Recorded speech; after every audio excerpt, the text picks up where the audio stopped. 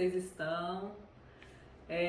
Chamando aí para vocês, né? O nosso canal vai ter um sorteio dia 5 de novembro às 19 horas, então não se esqueçam, só pode participar quem já tiver inscrito, tá? Então quem não tá, se inscreve para poder participar, os brindes vão ser maravilhosos. E aí nós vamos falar hoje sobre uma coisa que pouca gente sabe, que chama-se disfagia. Acho que vocês nunca nem devem ter ouvido falar, se conhecem bem pouco. Mas é uma coisa muito comum aqui no consultório e que exige muita atenção de quem é cuidador ou de quem é paciente.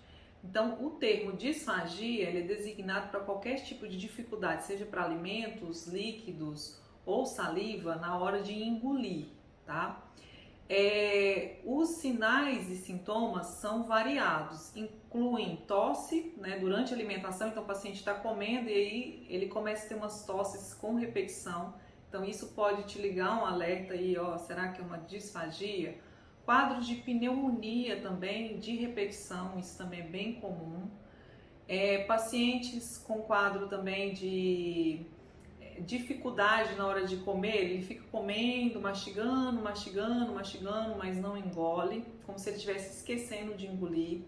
Babando, né? Saliva também, às vezes babando, ele fica ali com a saliva escorrendo, parece que não está conseguindo engolir a saliva. Alterações também da voz, é uma coisa bem comum, então pode estar tendo alguma alteração aqui já da corda vocal e alterando o tom de voz, então fica atento aí o que pode ser. Uma sensação de que tem algo preso na garganta, às vezes alguns relatam isso também pode ser disfagia. São todos sinais e sintomas, gente, que tem que ser investigados, tá? Perda de peso, né? Às vezes o paciente ele tem algum quadro de demência mais avançada, ele não consegue falar, olha, eu tô com dor ao engolir, que é um outro sintoma, mas ele tá negando, recusando a comida, né? Será que ele está perdendo peso pela recusa da comida porque está com dor ou porque não consegue verbalizar? É uma pergunta, então fique atento, essa possibilidade existe. Ele tem mais força, você percebe que ele está tendo mais necessidade de força para engolir, porque lembrar que aqui a gente tem esse músculo, que é o esôfago, e ele é um músculo. Se o paciente está com um quadro de disfagia, provavelmente ou ele está perdendo essa musculatura por força ou perdendo realmente o comando neurológico, tá? Então tem que ficar atento a esse sintoma também. Às vezes cansaço respiratório após a alimentação. Então ele come, almoça ou janta e na sequência ele começa a ter um quadro de cansaço. E quais são as doenças que a gente tem mais comuns associados à disfagia? Então são doenças neurológicas, pode ser uma esclerose lateral amiotrófica, uma síndrome demencial, Alzheimer, vascular, Parkinson. Pode ser também algum quadro de tumores, né, região aqui de cabeça e pescoço. Pacientes também com TCE, com trauma craniano, pacientes que tiveram AVC isquêmico ou hemorrágico, uma doença neurológica, pacientes que tiveram traumas na face, com fraturas de mandíbula ou maxilar, e pacientes também que têm algum quadro de doença de refluxo gastroesofágico. Então, esses pacientes são os pacientes que a gente tem que ficar atento a quadros de disfagia.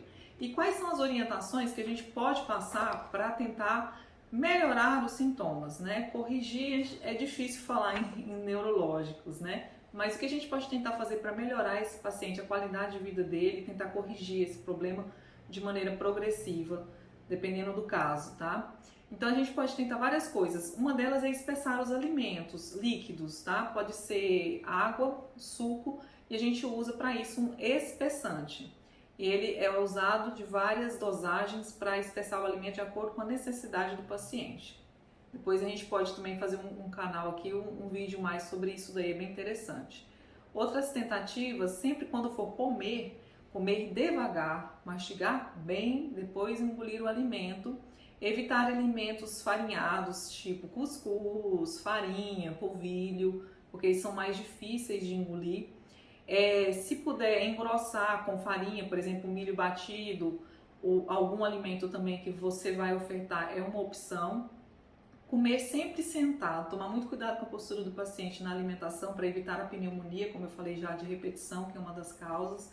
Então, sentar bem o paciente em decúbito de 90 graus, né, ou no mínimo 45 graus, ou ficar observando como é que aquele paciente está engolindo, ficar atento se ele está conseguindo realmente engolir. Evitar falar de boca cheia, né? Então o paciente está comendo, ele tem que concentrar naquilo ali, não pode ficar comendo e falando, né?